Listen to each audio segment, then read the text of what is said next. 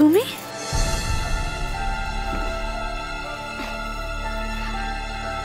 কি হলো, চমকালে যে? না, বাহা যে বললো তুমি বাইরে গেছিলে, হঠাৎ ফিরে এলে তাই। হ্যাঁ, ফিরে এলাম হঠাৎই। এই প্রথমবার কোনো অ্যাসাইনমেন্ট কমপ্লিট না করে ফিরে এলাম। সে কি? কেন এলাম?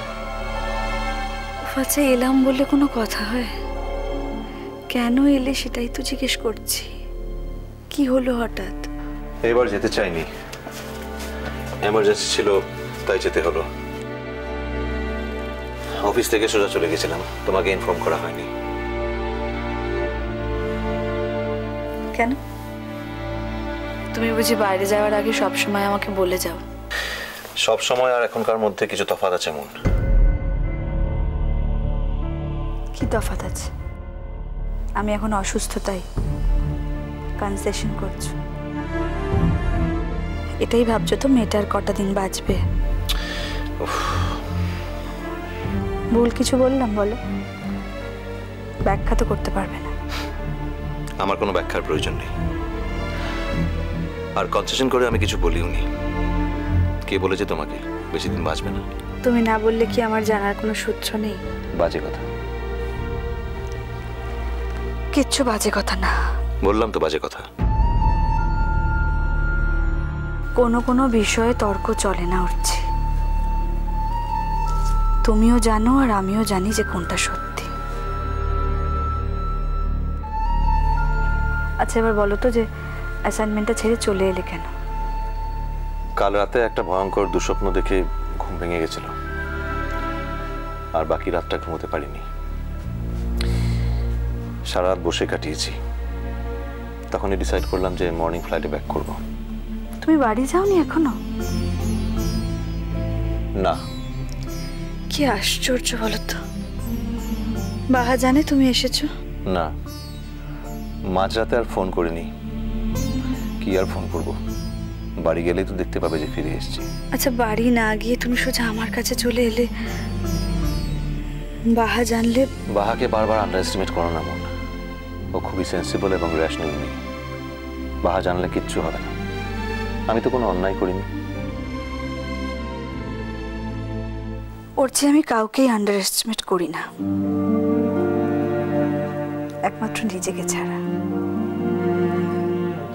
তাই বারবার এই কথাগুলো বলে আমাকে আর ছোট করো না প্লিজ। বিশ্বাস করো, শেষ কটা দিন আমি একটু শান্তিতে থাকতে চাই। কোনো উত্তেজনা, কোনো অশান্তি আমার আর ভালো লাগে না।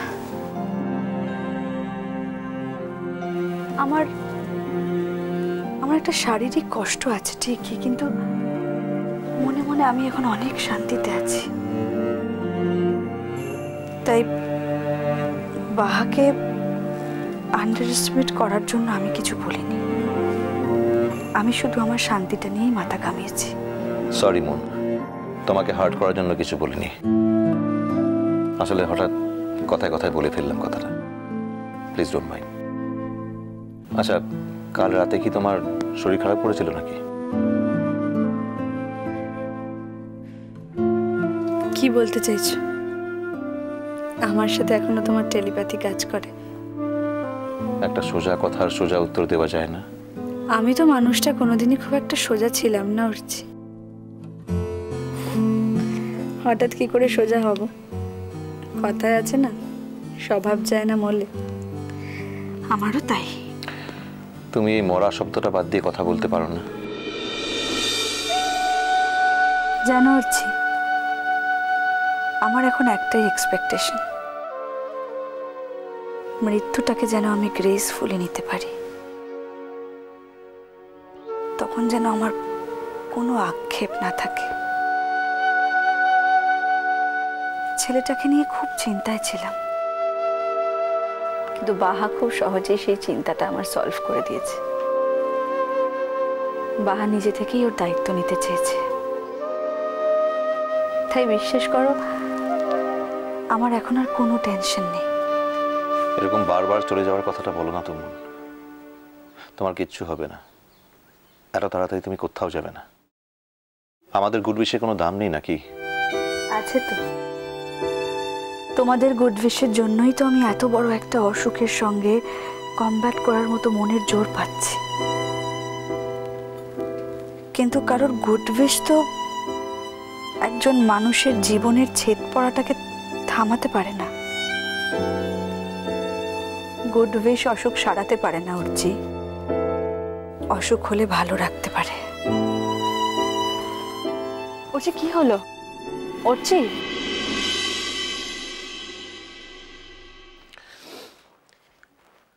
কিছু হয়নি মন, আমার একটা ইচ্ছে আছে, তুমি রাখবে?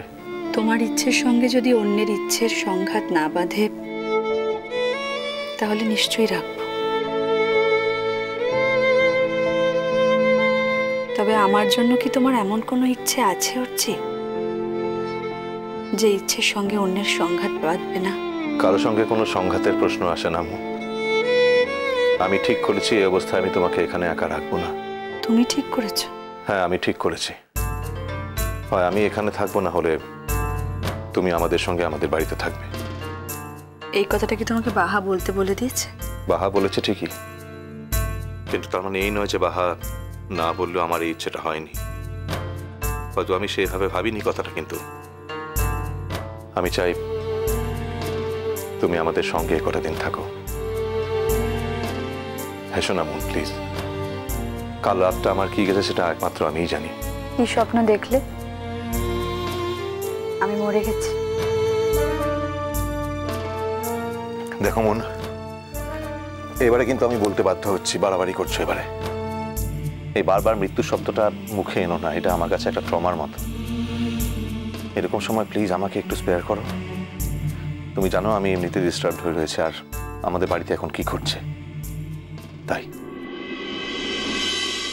ওর আমি শুনেছি যে মানুষের জীবনে নাকি অনেকগুলো জানলা দরজা থাকে,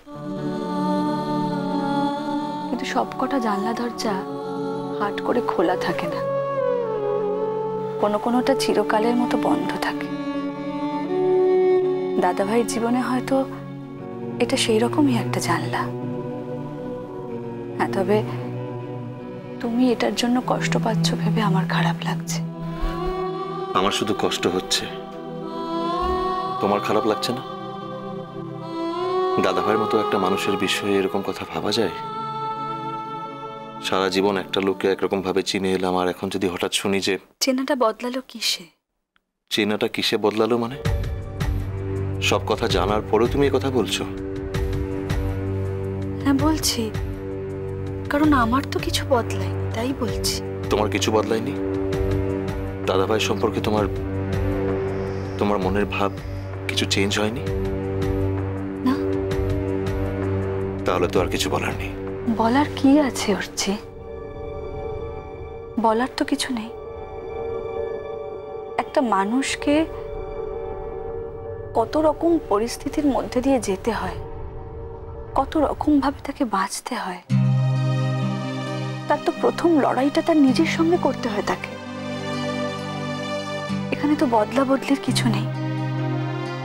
যখন বিদেশে দাদাভাই নিঃসঙ্গ সময় অসুস্থতার মধ্যে ছিল, তখন হয়তো ওই মহিলা নিজেই দাদাভাইয়ের কাছে এসেছিল। নিঃসঙ্গতা, একাকিত্ব একটা ভয়ঙ্কর অসুখ করছে। তুমি তো কোনোদিন একা থাকোনি, তাই তুমি বুঝবে না। মানুষ যখন চারপাশে নিজের লোকজনদেরকে নিয়ে থাকে, তখন এমন অনেক কাজ যা মানুষ করার কথা ভাবতেও পারে না, একা থাকলে হয়তো সে কাজগুলো করতেও পারে।